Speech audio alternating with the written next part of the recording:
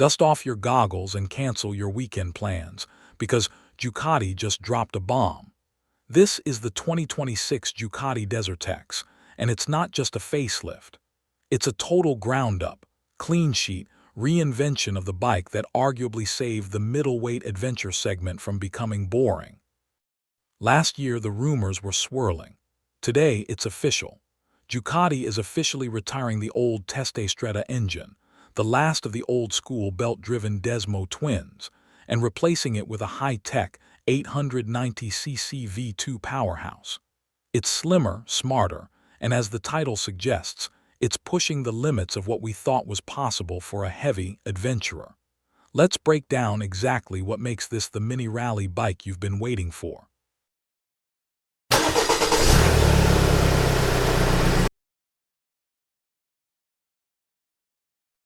Let's address the elephant in the room, or rather, the elephant that's gone on a serious diet.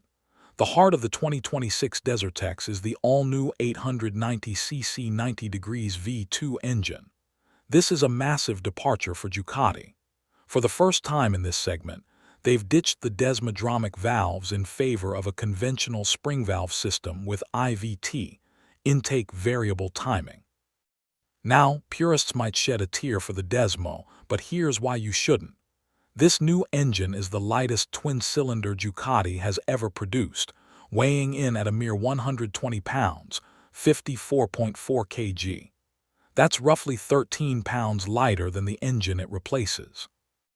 On the spec sheet, we're looking at 110 horsepower at 9,000 RPM and 92 Nm, 68 lb-ft of torque. But here's the kicker.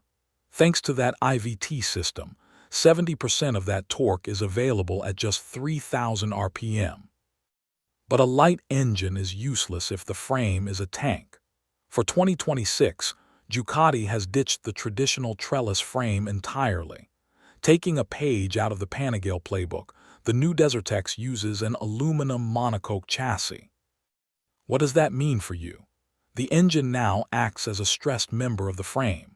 The monocoque structure actually doubles as the bike's airbox, which is a brilliant bit of engineering that saves space and weight. Now let's talk about that lighter-than-ever claim. In its final production trim, the Desertex hits the scales at 209 kg, 461 pounds, wet weight without fuel. While we were hopping for a massive 20-pound drop based on early prototypes, this is still a lighter, much more centralized package. The new 18-liter polymer fuel tank is slimmer and carries the fuel lower in the chassis. If you're buying a Desertex, you aren't just riding to the grocery store. You're heading for the dirt. Ducati knows this, which is why they've tuned the gearbox specifically for the trail.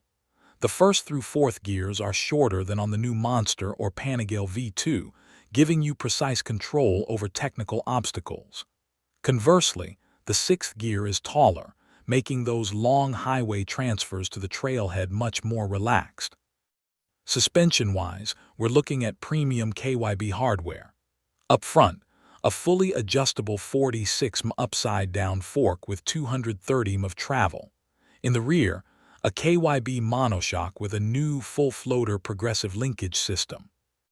And for the stoppers, you've got Brembo M432 monoblock calipers.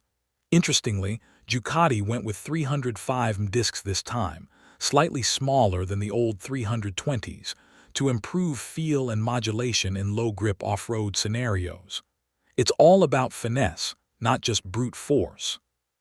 Inside the cockpit, the vertical rally tower screen is gone.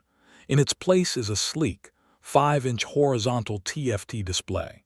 It's crisp, easy to read, and acts as the brain for a massive electronic suite.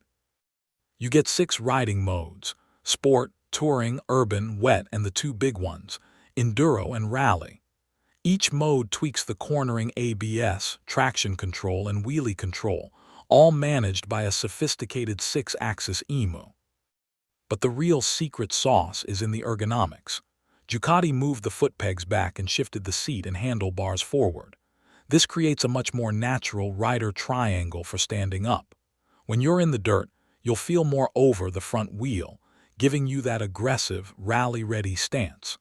Plus, the seat height is a manageable 34.6 inches, with low seat options that can bring it down to 840.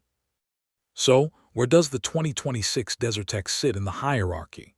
With a starting MSRP around $19,995 USD, it's not the cheapest middleweight, but it's arguably the most sophisticated. It's going head-to-head with the KTM 890 Adventure R and the Husqvarna Norden 901, but with a level of Italian soul and electronic refinement that's hard to beat.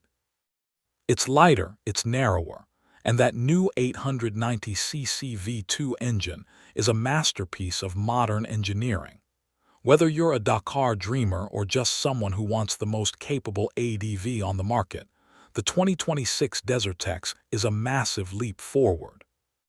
European riders will see these in showrooms by April 2026, with North America and Australia following shortly after in May and June. But what do you think?